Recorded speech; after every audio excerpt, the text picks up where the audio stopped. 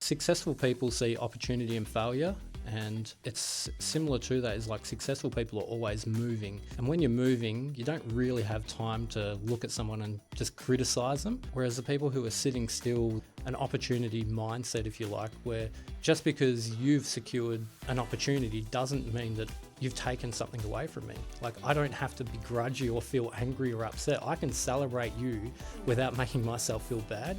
And I want people to understand that you can celebrate other people's wins and successes. And that's that. It's not detracting or taking anything away from you. It's building them up. And just in business as well, there's like so much money and opportunities and ideas out there that just because someone else is working on something that you're interested in doesn't mean you can't work on something interesting too. Risk and reward is, I think it's always, for me at least, subjective. So it's just calculated. Try to understand, going back to the control question, is this something that I can do? No. Do I know someone else who can do this? Maybe. What do I need to know to understand whether this is good or not? And if it's not something that's good for me, then it's not something that I want to do. And when I say good for me, it's like the earlier conversation, I want a $5,000 WordPress website. I'm like, well, I'm not interested in WordPress, so it's not good for me. So I'm not willing to take that on. Even if someone said, hey, I'll give you $1 million to build me the best WordPress website, I'd be like, that's not for me.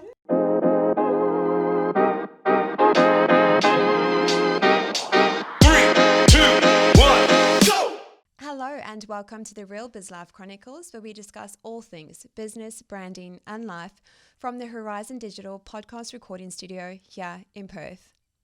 I'm your host, Tracy Fryer, the founder of Design Studio Perth. And because Design Studio Perth is dedicated to helping business owners grow with distinction through captivating branding and design, we're offering all our listeners a free brand discovery. So if you find yourself frustrated with your current branding and marketing and aren't too sure where to next, use a link in the show notes below to book in a time to have a chat. Now, I don't know about you, but I find the best conversations are had over a great cup of coffee.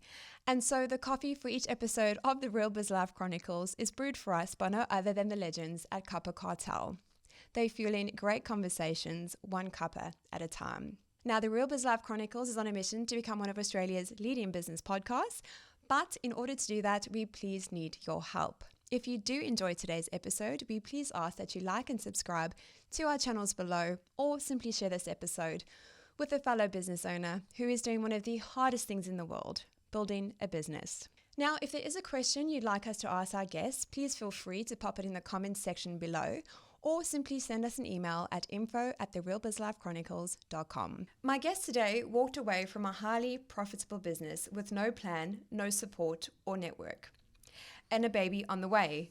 Most people call that a crisis. He called it a turning point. This is someone who's gone from high school dropout twice to the founder of a national digital agency. His life is a masterclass in pivots: mining, sales, fitness, construction, tech. Each chapter shaped by a hunger to grow and a refusal to settle.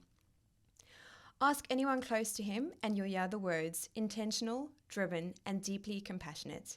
A man who won't let you stay stuck because he doesn't believe in standing still himself. There's a story that sums him up. He once spent his own nights and weekends creating a full analysis for a company's AI measuring system, unprompted, unpaid, and uncelebrated. He could have spent that time with his family or switching off. Instead, he built something that helped the whole team work smarter. He never asked for recognition, he just saw a gap and he filled it. This episode's for anyone who's had to rebuild from scratch, not just once, but again and again, and still finds a way to show up for the people around them. Sean Smith, welcome to the show. Thank you so much, Tracy. That's wow.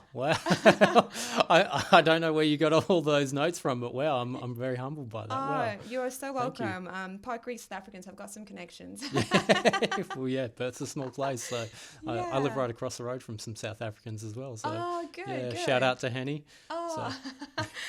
Great. Sean, you've lived a few lives: miner, fitness coach, builder, now tech entrepreneur.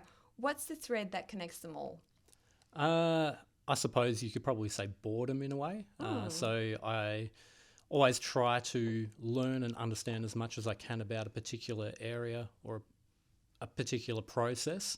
And then once I've got an understanding of that, if I don't see a window or a door open that can keep venturing down that path, it's almost like, okay, I've been there, I've done that, I know what I'm doing here now.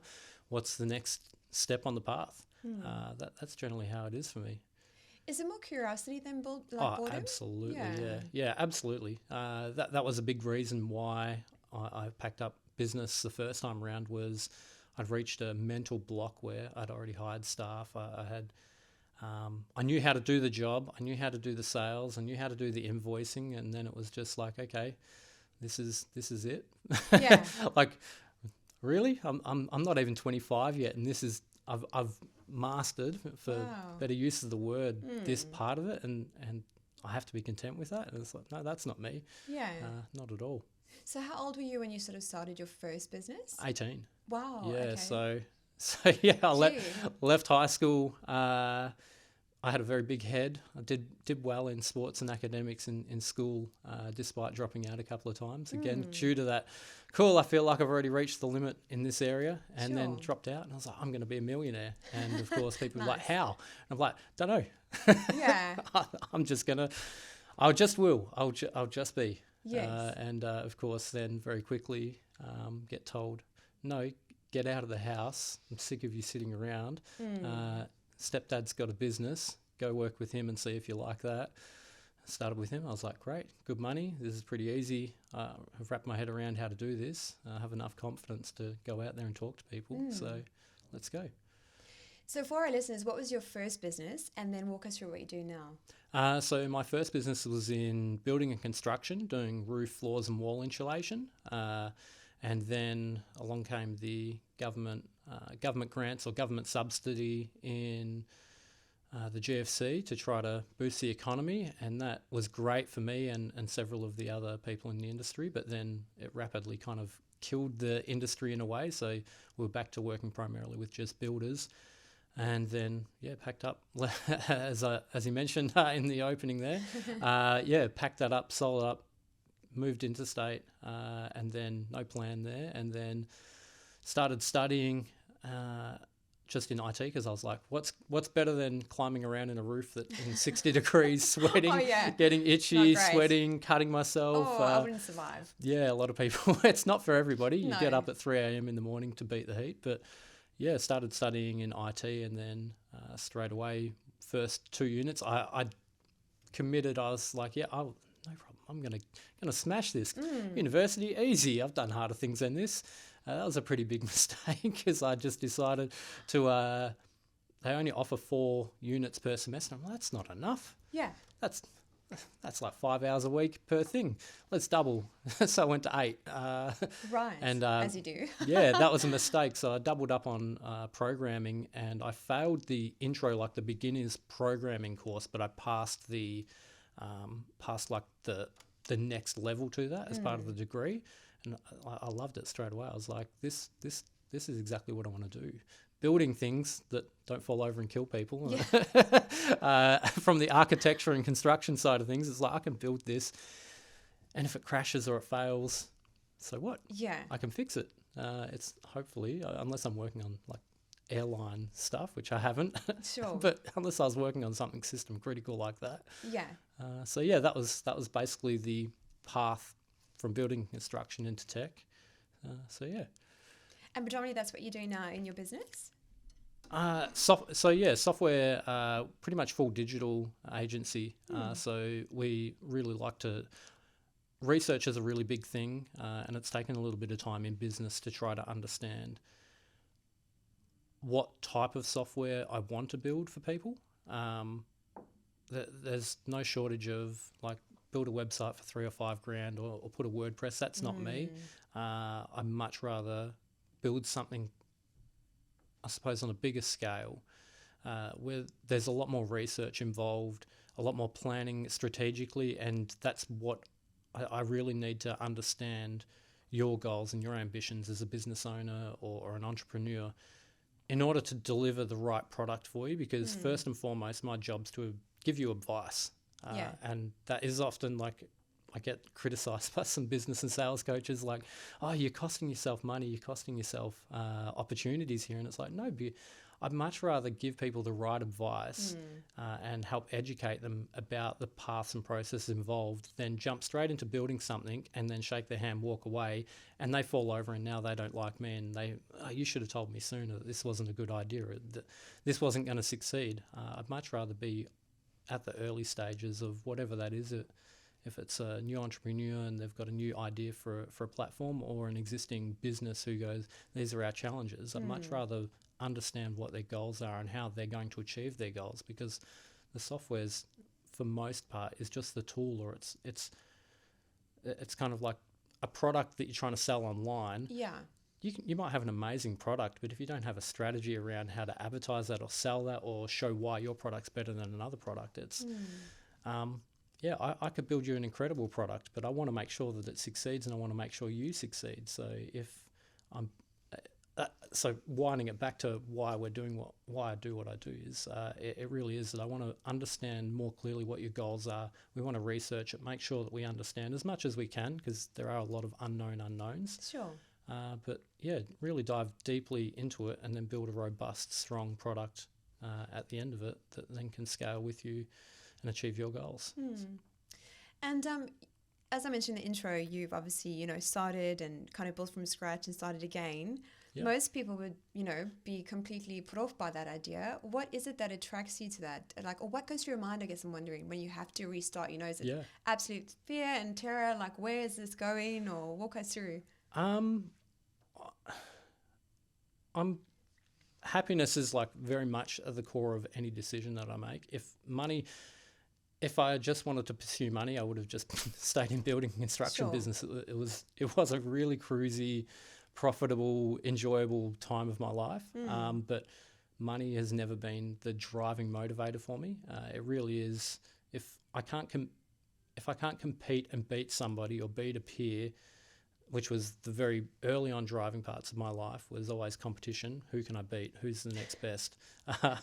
It's arrogant, like but yeah, it's exactly how it was for me. But then it was, money isn't the motivator. It's the happiness and constantly feeding my curiosity, trying to learn more and keep growing as a person, growing mentally. That's a really, really strong part for me. It's like in terms of the business, but even in my personal life, my number one principle is better every day. Yeah.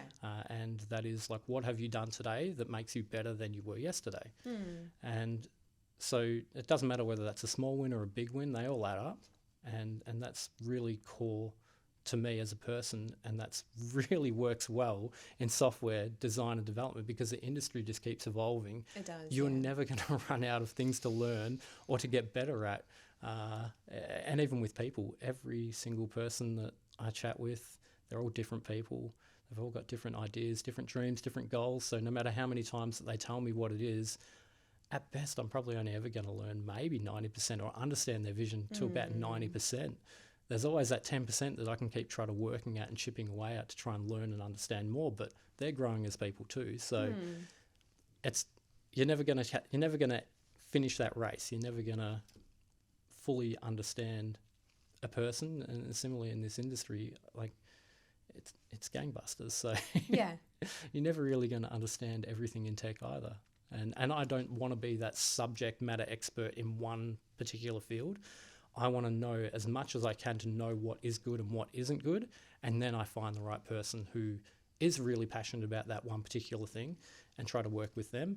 And if they've got goals that I can help them achieve along the way, if I'm just a stepping stone for them, that's fantastic. Yeah. If I can help them take another step or help them grow and become better at this particular area, then great. And if I can help them take that next step somewhere else, I'll try to do that as well. So yeah, it's just always about enough cake, another principle. I'm just rambling it off. I wanted to ask you about that. I know it's one of your principles. Can you unpack that, what it means in real life for us? Absolutely. So this actually comes from my time at a company I worked at, AHI, here in Perth. And there's a gent there who's one of the very few people that I truly admire. I don't find myself admiring people like in their whole. Like I admire certain traits, but this person here, Mark, he is just one of the nicest, kindest people. And he kind of taught me a lesson pretty early on, is like, so you don't have to, celebrating someone else's wins doesn't make your wins any less. Yeah. And so that's like one part of enough cake. But another part is like, it's just an opportunity mindset, if you like, where just because you've secured an opportunity doesn't mean that you've taken something away from me. Like, I don't have to begrudge you or feel angry or upset. I can celebrate you without making myself feel bad. And I want people to understand that you can celebrate other people's wins and successes. Like, and that's that. It's not detracting or taking anything away from you. It's building them up. And just in business as well, is like, there's so much money and opportunities and ideas out there that just because someone else is working on something that you're interested in doesn't mean you can't work on something interesting too. Like, it's kind of like little kids in the toy box is like, you've just taken my toy, I want your toy, rather than recognizing that there's like 99 other toys right there that you can go and play with. And I can guarantee, as soon as you pick one of those toys up, the kid that's got your favorite toy, he's going to look, oh, I want that toy. Yeah. But you've got it. So, it's enough cake for everybody. There really is. Like, it's not like it's a zero-sum game. I can build you up and you can build me up and we both win. Whereas if you win, if I try to tear you down, we both lose. So why would I do that? That's just silly. Yeah, I'm really glad that you mentioned that, because I find in Perth in particular, there's that tall poppy syndrome where if someone shines a bit too bright, and I think it's maybe just humans in general. People naturally don't like it. They think it's taken away from them, Big time. Actually by supporting each other, because I have a similar philosophy in that, celebrating other people's wins as well, it always adds to your life in some way as well. So I've never quite understood why we have to sort of, tear each other down, or when people make shitty comments on people's social media posts, like, it's just such an unproductive use of energy, I think. Yeah. Yeah, absolutely. Yeah, that is another big part. I think time and experience and maturity, self-reflection, where you can, I often try to catch myself if I feel like someone's criticized me harshly or someone's raised something about me, a particular trait that I have. I try to frame it in a way that is assessing it for what it is and then saying, does this make me unhappy because I know I've done something wrong and I need to change it? And if so, then okay, what are the steps? Like, accept it. Just the sooner you accept that side of things, the sooner you can get better, which aligns with better every day. So accept it, make the changes that you need to do, learn from it, and actually learn from it, rather than going, yeah, I'll do better next time. No, like, actually learn from it. Maybe even thank the person who's raised it, even if they were angry or upset. Like, or if you fought with them. Exactly. For saying it. Yeah, absolutely. So yeah, and or on the other side of that is like, someone might say, oh, don't drink coffee, it's bad for you. And it's like, okay, well, I enjoy coffee. Why would I spend so much time and energy on something that I enjoy that you're trying to make me feel bad for? So, I think it's like, I've got in my gym, which I have a gym at home in my shed. Nice. So it's nothing glamorous or anything like that. It's pretty old school. Yeah. But I've got all these written messages on my wall, which is successful people see opportunity and failure. And it's similar to that, is like, successful people are always moving. And when you're moving, you don't really have time to look at someone and just criticize them. Whereas the people who are sitting still, the ones who are tall, and that tall poppy thing, they're sitting still trying to pull you down so that you stop moving. Like, they're trying to puncture your tires or chop you down at the knees, whatever it is, to stop you from moving and outgrowing them or going to do something different. And so, yeah, it's like, don't dedicate your time and effort and thoughts to those people. But, of course, take that time to assess, is there something true about that? It might not be the whole thing. They might have said it angrily. They might have said a whole bunch of stuff around that one message that you actually need to pay attention to. Assess it and then make up your mind. Do I dedicate time and thought to this, or do I move on? Like, I'm fine with it. Okay, move on. which is easier said than done. It's always always a work in progress, but yeah. Yeah, if someone says something that sort of, I guess, triggers me, for the better words, I always think there's maybe a bit of truth to it. So what I do as part of my morning routine is I'll actually journal about it. So, so-and-so said this, why did I potentially feel that way? Is it my own nonsense, or is there actually some truth in that? And maybe I need to work on something like that. And if there's obviously no truth in it, I just kind of, water for ducks back. But if there is something I maybe need to work on, then I always take it as feedback, right? And like you say, thanks for that, even though it was shitty. Yeah. But you can still take it on board. And, personal growth has become such a big thing for me, and learning every step of the way. Definitely. No, that's exactly it. And in business and in your personal life, I think it really is important to,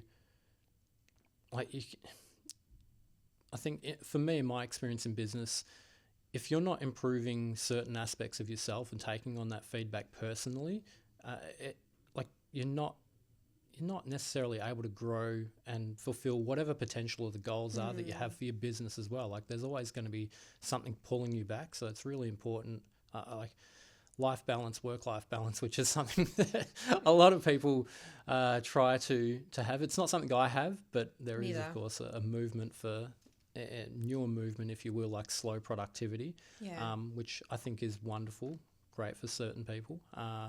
But yeah, for me, business and life, they overlap. Like, it's not, I can go home and change my clothes, but at my core, there are certain traits about me that have to exist in both worlds, personal and in business. And if I'm not working on the things in my personal life, then I'm not giving myself a chance in business to succeed. So they have to go hand in hand. Yeah, they're so intertwined. Yeah, very much so. Yeah. You mentioned happiness earlier. I'd love to know what happiness looks like for you. I mean, I might need Dr. Phil's couch or something like that to lay on. I try to unpack that. No problem, we can get that in here. Honestly, I think I really don't have I've tried to think about that, philosophically, really deeply embedded myself to try and think about that last year, and about the Simon Sinek, what is your why? And that none of that resonates with me, because I think I overanalyzed it too much. So yeah, happiness to me is at its core probably is just am I growing? Am I better than I was yesterday? Are there certain things that I've done today that I could tick off a list that says I know that thing there, I'm better at that today, or I'm better at this today, or I've done something today that I'm proud of. That to me is happiness. And so it's if you sit around and mope, then you're depriving yourself the opportunity to achieve something, to feel happy. And that could be as simple as I've had a really tough day. There's people out there who they might be facing bankruptcy, or they might have lost a loved one. Even on that day, for me, in those in tough times like that, it's okay, I've brushed my teeth today, I got up, I'm really miserable. I know that if I go for a walk now, at least there's one win today. It's really important to me to just try to find those little opportunities in tough times. So that's really, to me, happiness is, for me, just am I a little bit better than I was yesterday? Which, I don't really know how to word it. Some people, it's family or these goals and dreams. I don't know. I think all of those things to me is just happiness is, Yeah, so those 1%ers, right?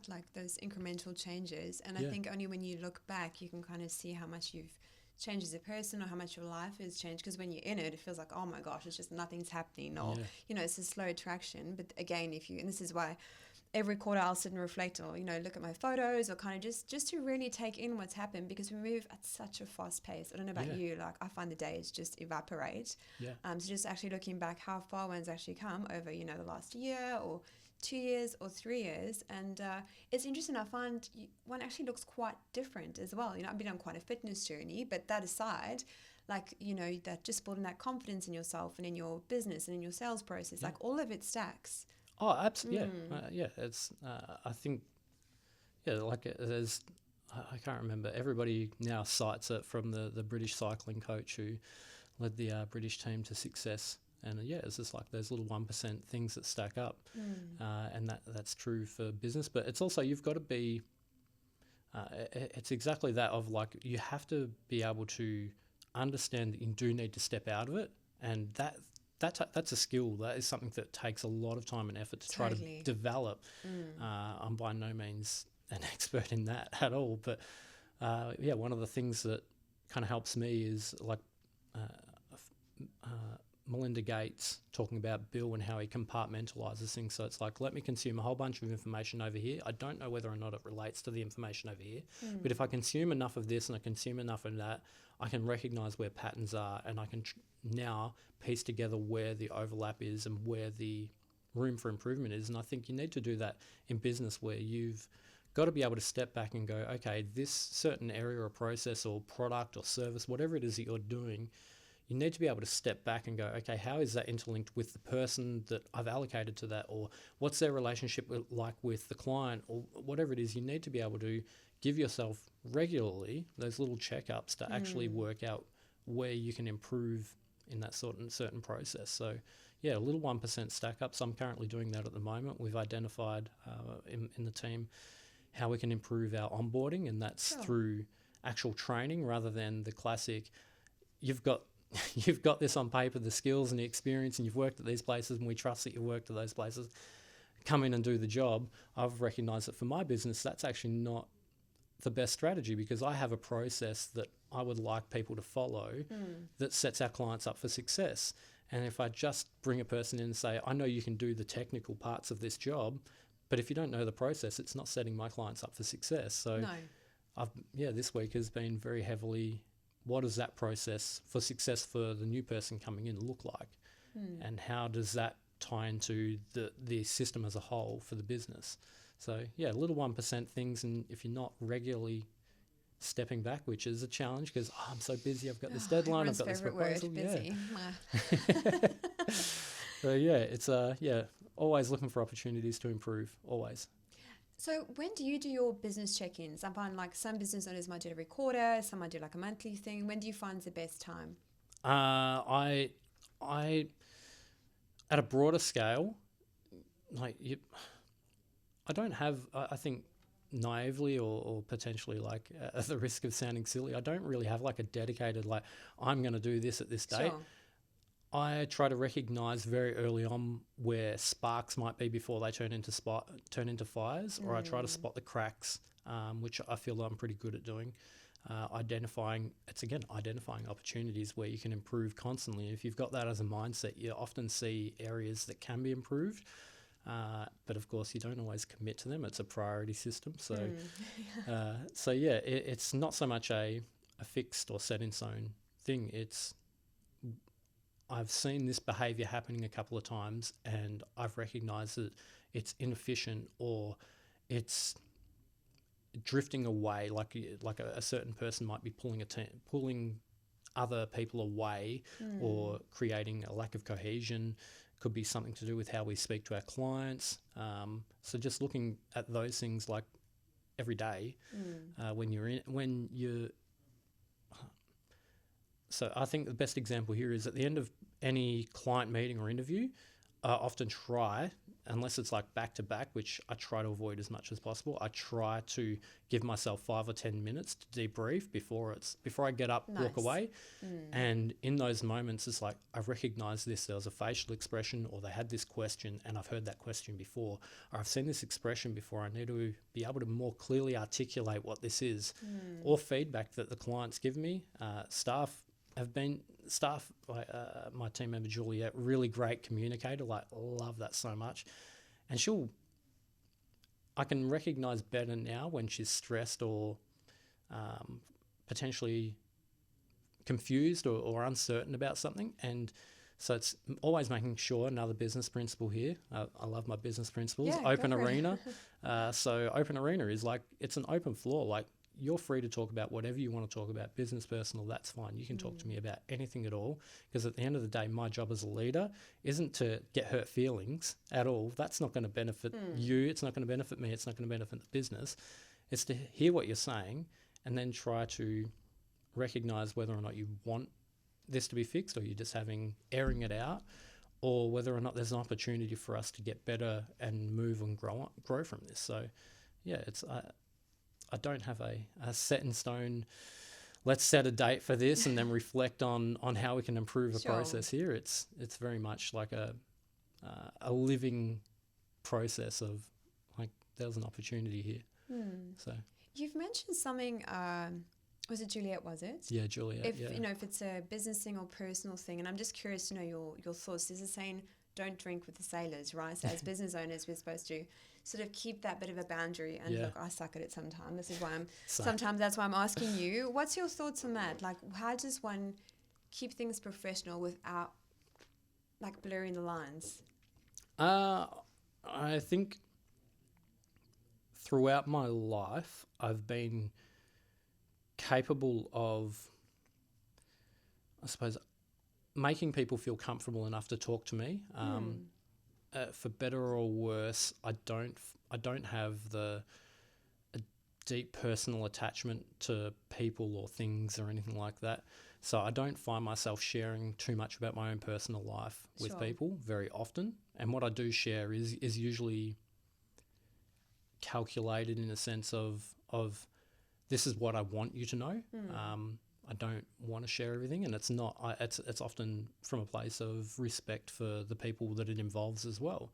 But when it comes to being a good leader, again, like your personal life, just because you have a job doesn't mean the things in your personal life aren't affecting how you're performing. Sure.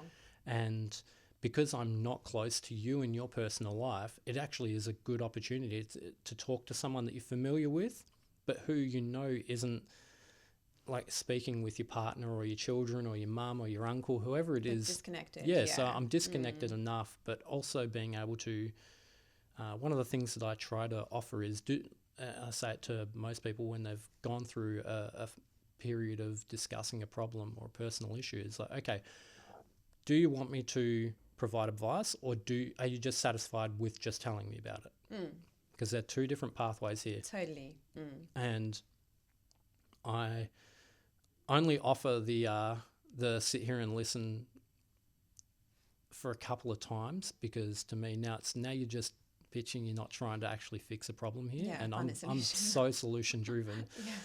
So even with my family, I am, for my family, the person that they call to have, I've got this problem with another family member and it's driving me crazy.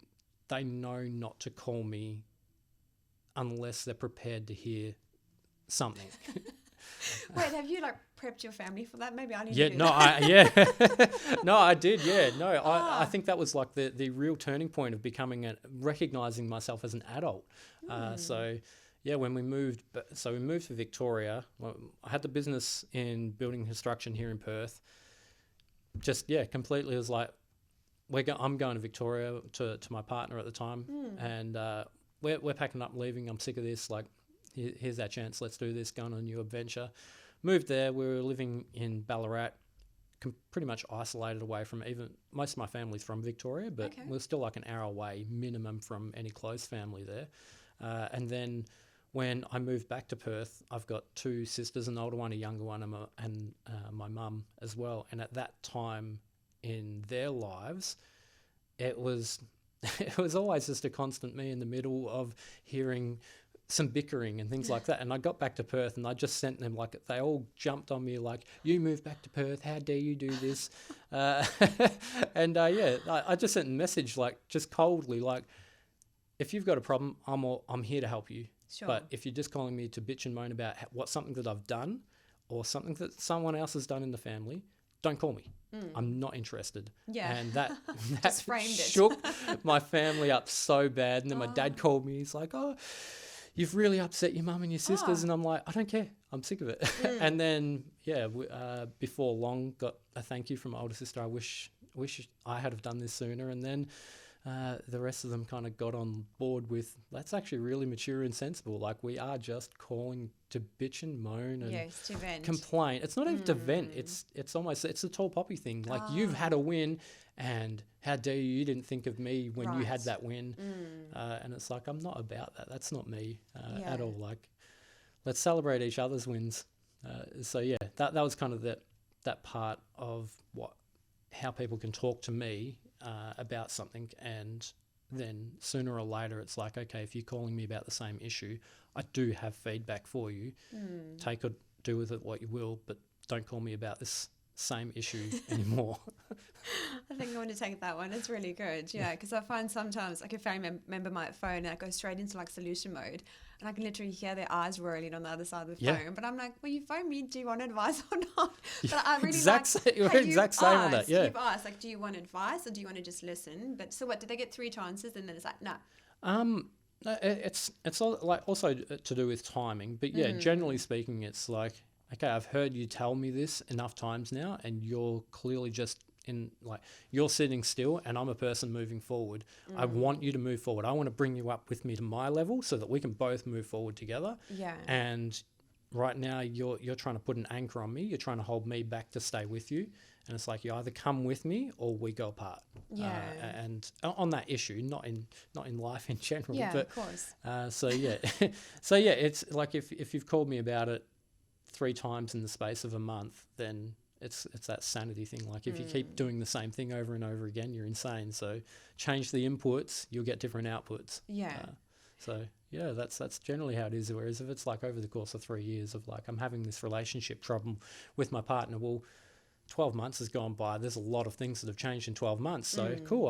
I'm more than happy to listen to you. And if you want my advice, it's here. But I did learn that tip from, I can't remember the name of the book now, but yeah, the author, she had some really great nuggets of wisdom, and that was one of the things, which is, if you're a solutions person, don't just assume that they're calling you for a solution, even that you'll have to fight it, and it's training. And so it's just like, okay, what would you like out of this? And it's also the sales thing as well. If you get a client that calls you up, or not even a client at that stage, a person just calling you up, they just want validation. Sure. They're not committed to what they're talking about. And so I try to recognize early on, like, okay, what are you expecting out of this? What would you like out of this? And they'll usually tell you, I'm looking for advice, or I'm looking for a solution. I've got a budget ready. Or even in the personal world is like, I'm just looking for someone to talk to.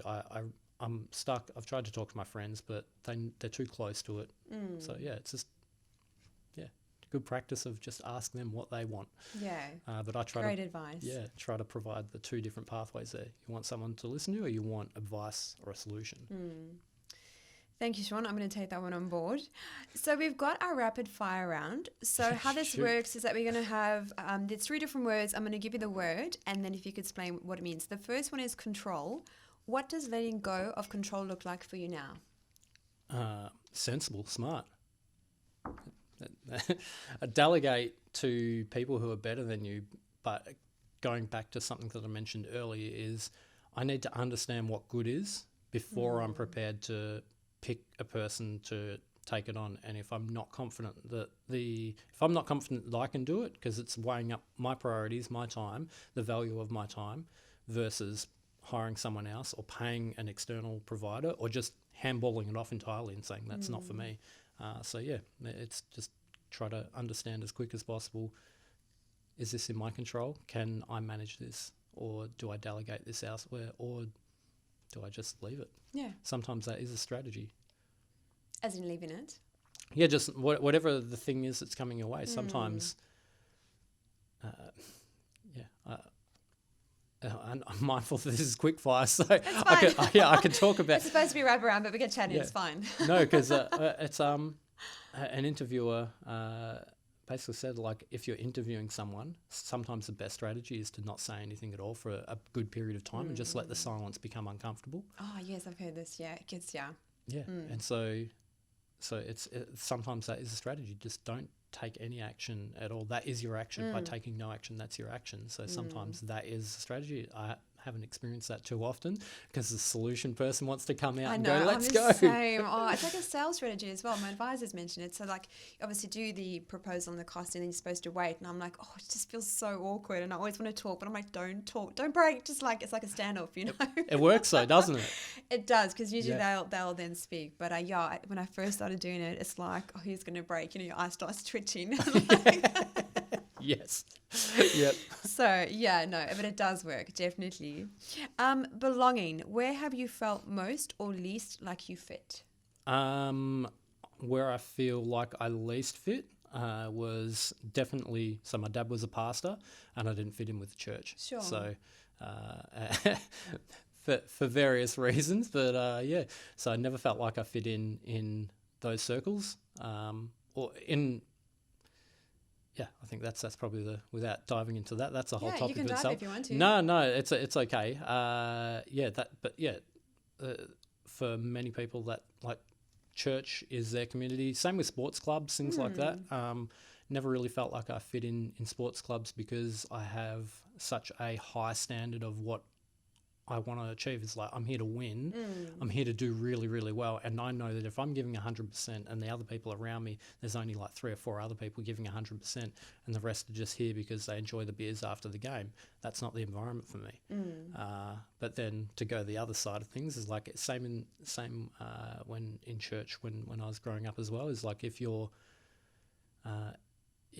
to be around people that want that 100%, every single one of them generally has their own way of doing it. And so then it conflicts with how I want to do it, which makes it hard to fit in again. So, but in terms of where I do fit in, I think I fit in with my wife and my daughter.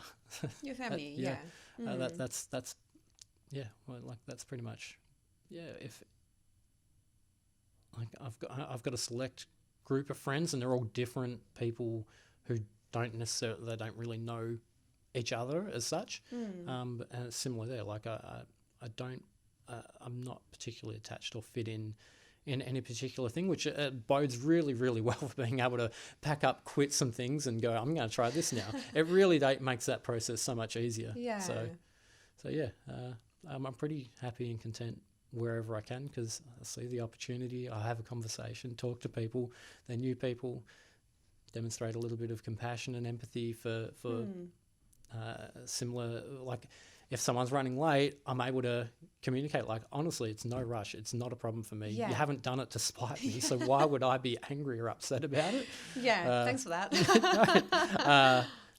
Whereas there's other people out there who go, well, you're wasting my time. And it's like, no, like I've made a commitment ahead of time to this thing. There's nothing else around this to me that is more important. So right now I fit in here in this studio with you.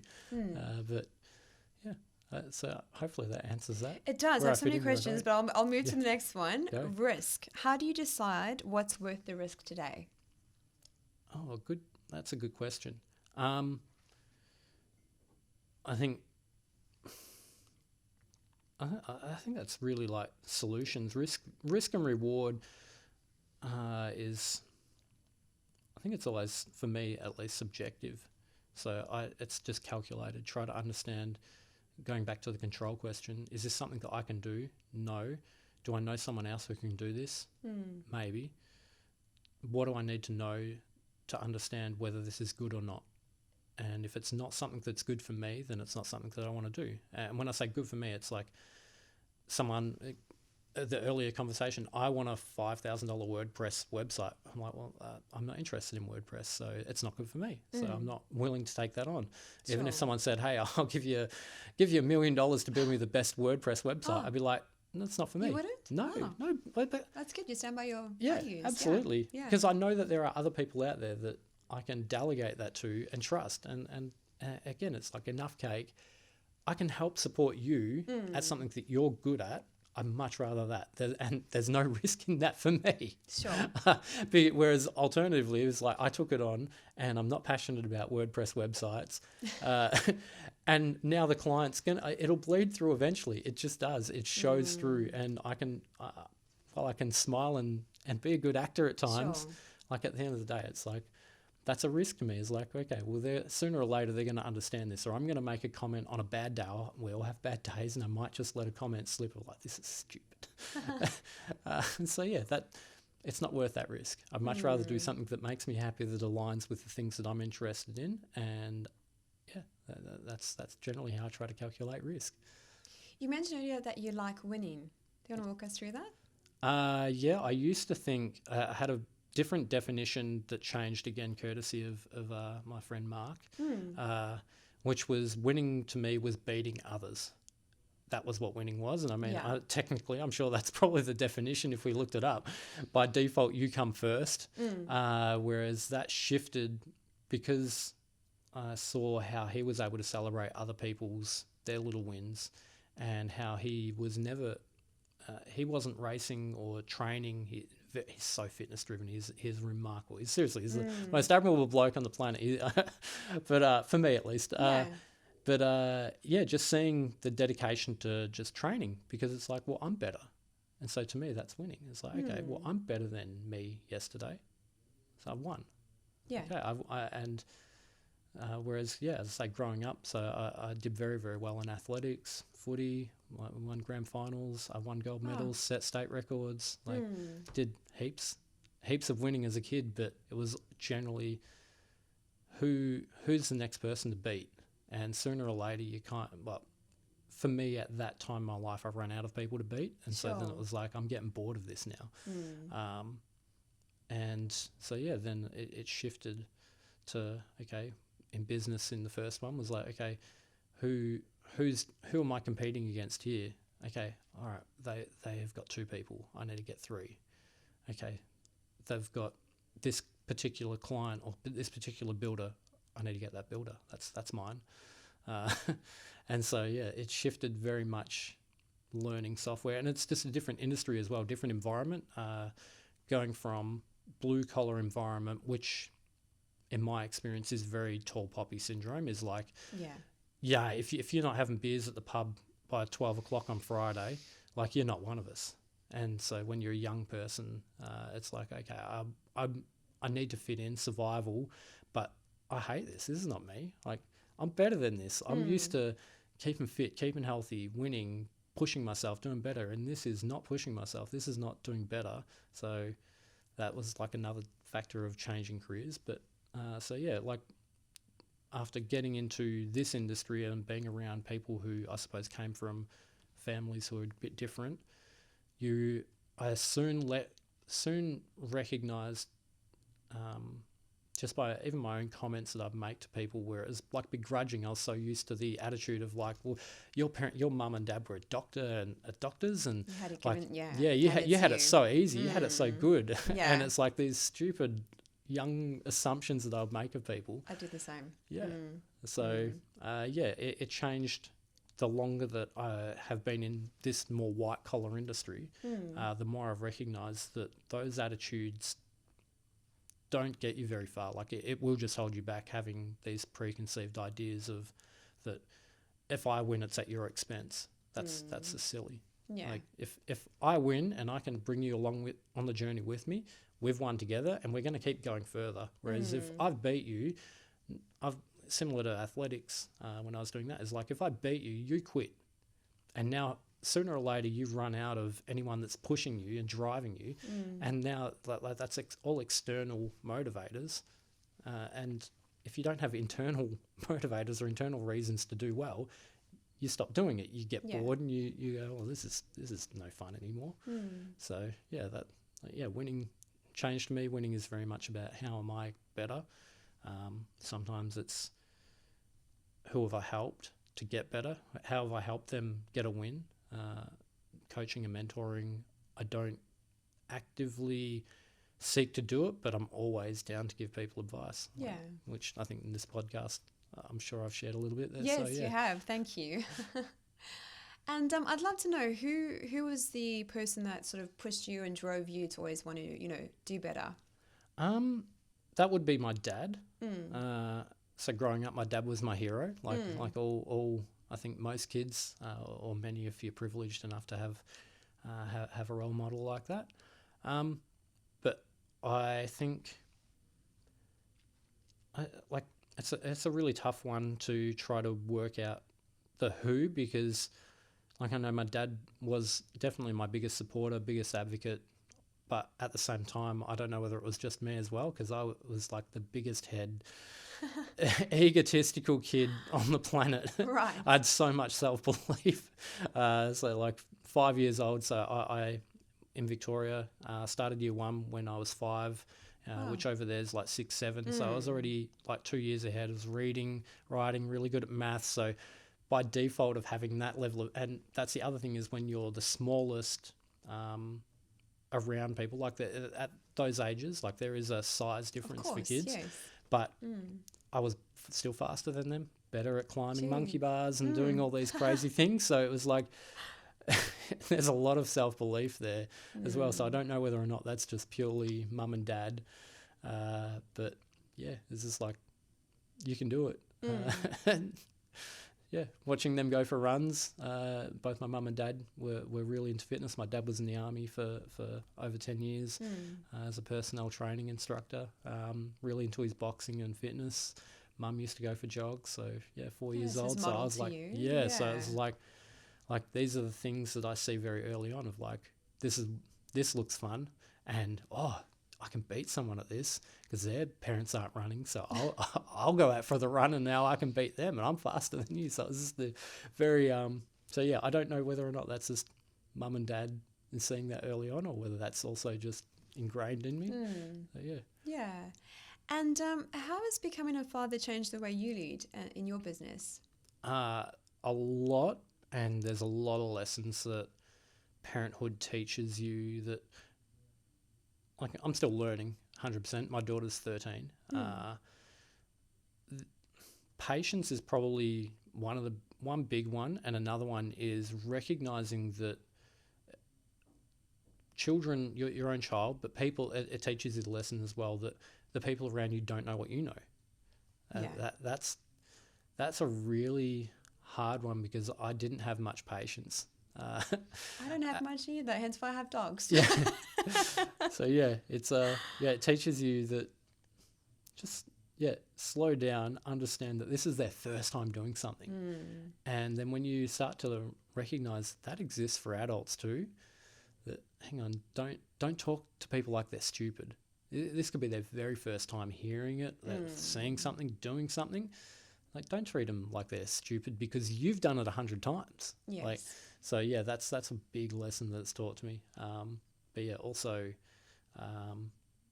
don't snap so easy. Don't get so angry or frustrated when people muck up or make a mistake because they haven't done it to spite you.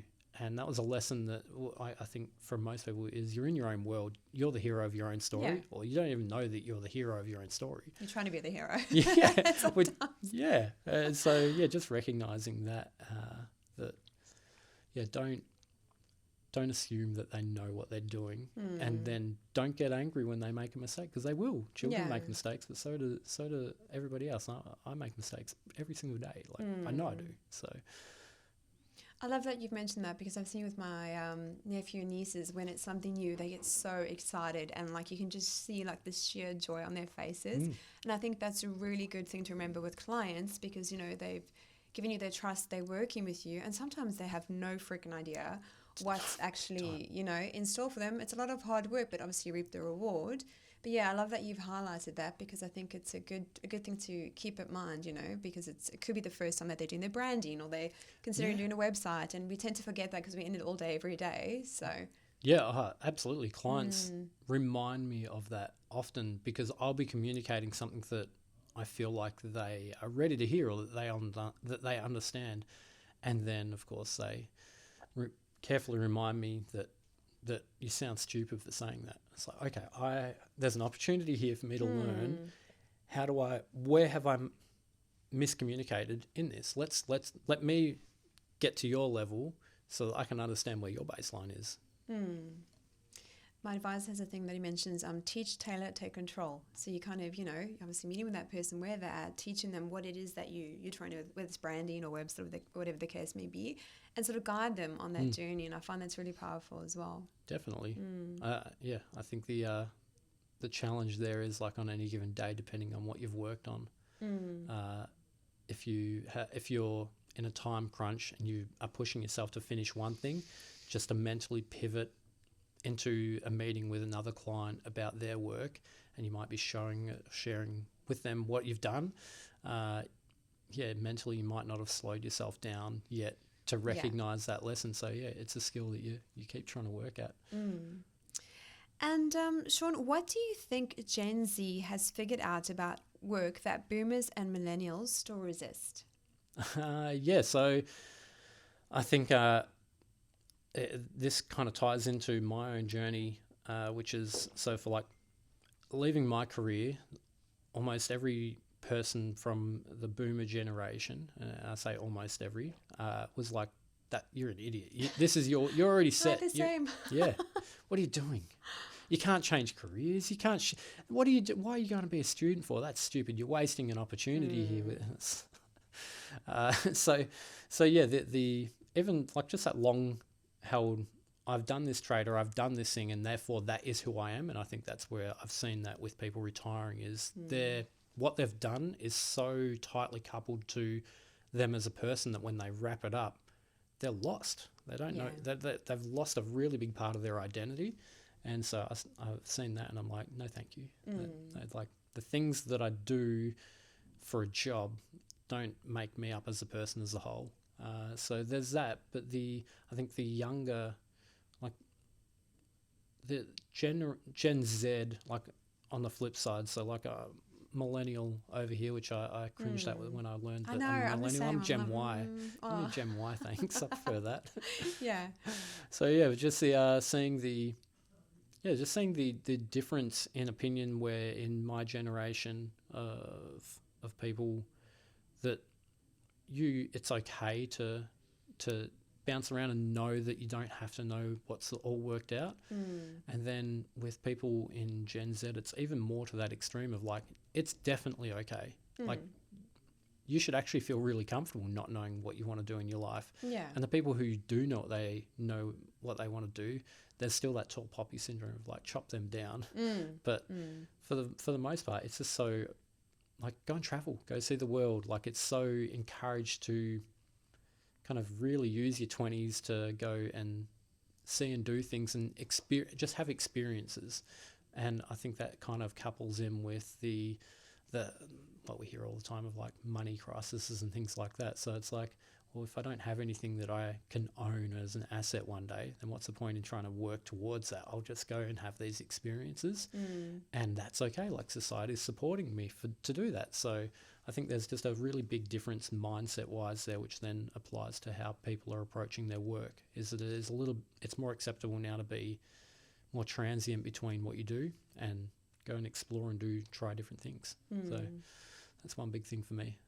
Yeah, and it's great that you've mentioned that, because I also, when I left my job, I got a lot of pushback. But again, it's different generation, right? Different times. And it was, what about your maternity leave? And what about, your paycheck? And I was like, oh, I'm really stressed as it is. But okay, sure. Yeah. So it's good to kind of, note those differences between the different generations and how we kind of approach different things.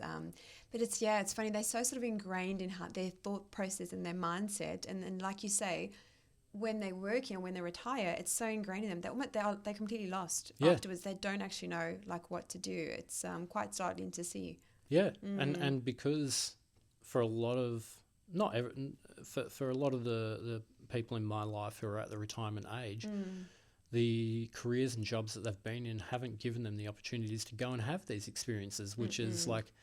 So I never got to see them, but I'm seeing a lot of the people who are in their like teens and 20s who have already been to Europe for some school trip, or they've gone to America, or they've gone to Bali several times. Like whatever it is, they've had these experiences. And so to them, it's like, we'll just keep accumulating those experiences, because the generations that have come before us, it was very expensive to try and have a to take a trip anywhere or even relocate. So I think like it all comes together. But yeah, the mindset of like you're throwing away something that you've already got in the bag. Why would you do that? It's like, well, I can have 2 bags. I can have 3. I can have 5. And what do you wish more people were honest about when it comes to pivoting in life and business? What do I think people would be honest about when it comes to pivoting?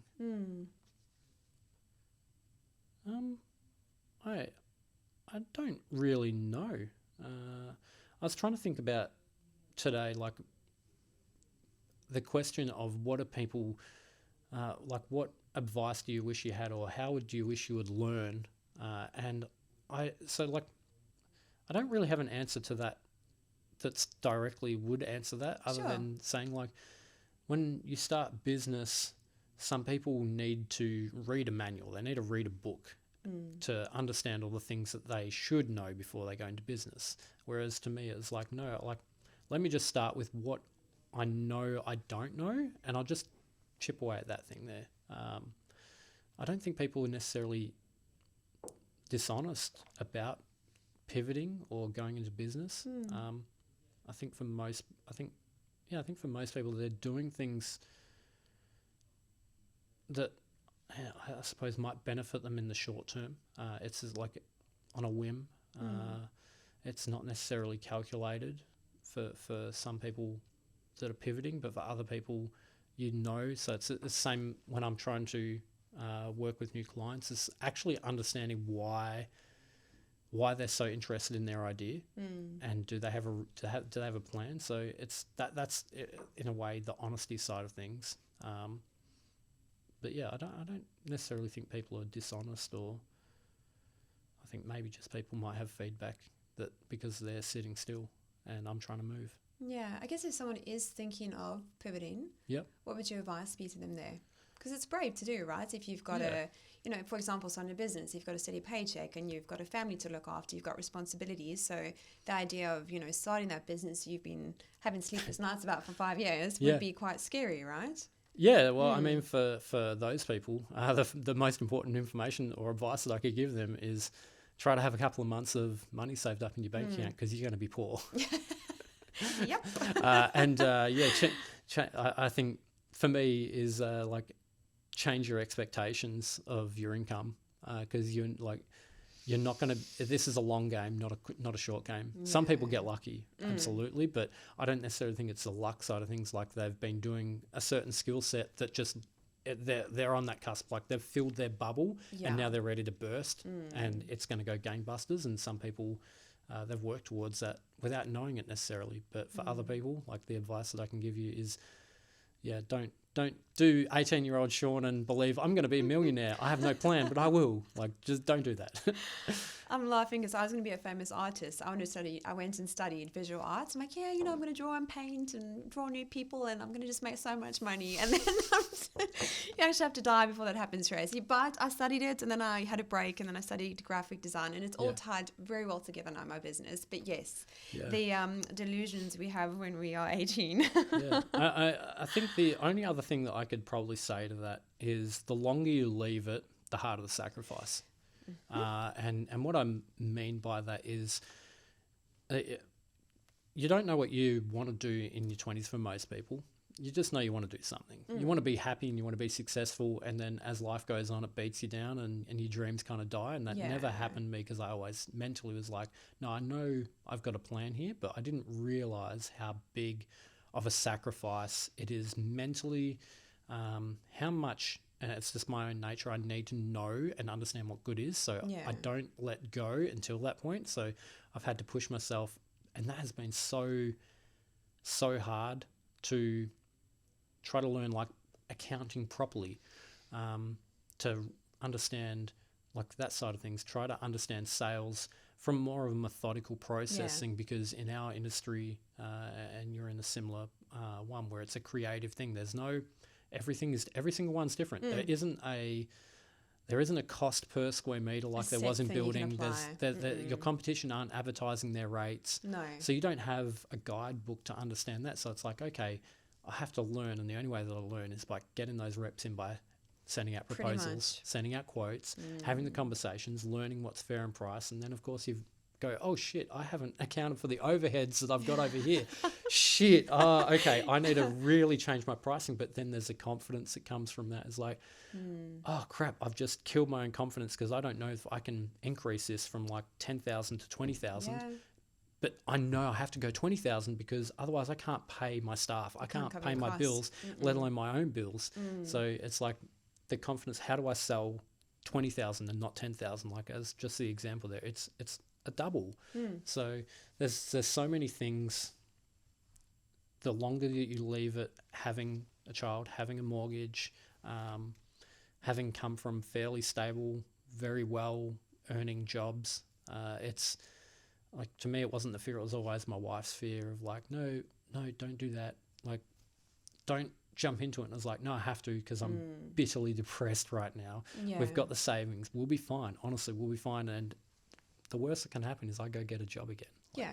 That's the worst that happens. Yeah. And I can go get a thing. job. Yeah. You can too. Yeah. Yeah. Like, we're both confident people. So the worst that can happen is we go back to working for someone else because our skills are still in demand. Yeah. It's just, are they in demand directly from us or are they in demand through someone else? So Sure. And someone had said to me as well, everything is pretty much an experiment. And I just felt like that took the pressure off because I was like, I'm a perfectionist. Not that perfection exists. But anyway, when this person said this to me, I was like, oh my gosh, everything is just an experiment. So yes, I'm going to stuff up here. I'm going to make an expensive mistake there.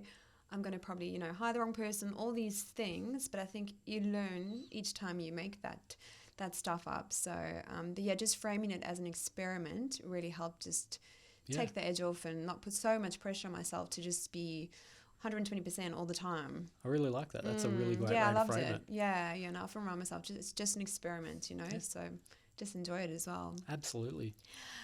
Sean, I have got a quirky bonus round. If your life had a video game title, what would it be and what's the cheat code? Geez, You're an Xbox fan, yeah? Well, yeah, when I get the time to. Yeah. Because, it's all in, I can't not play a game. Sure. Unless I'm playing it to achieve everything. And I'm the achievements are what I go for. That's still an innate, part of happiness for me is, achievement in a way. But, what would the title of my video game be? Yeah. Jeez. I don't know. I couldn't even tell you. I think winning would be in there, wouldn't it? Yeah, definitely. I think the cheat code would be. If the video game kind of had a genre, there'd be a lot of different roles that you could play, or a lot of skills that you can work on.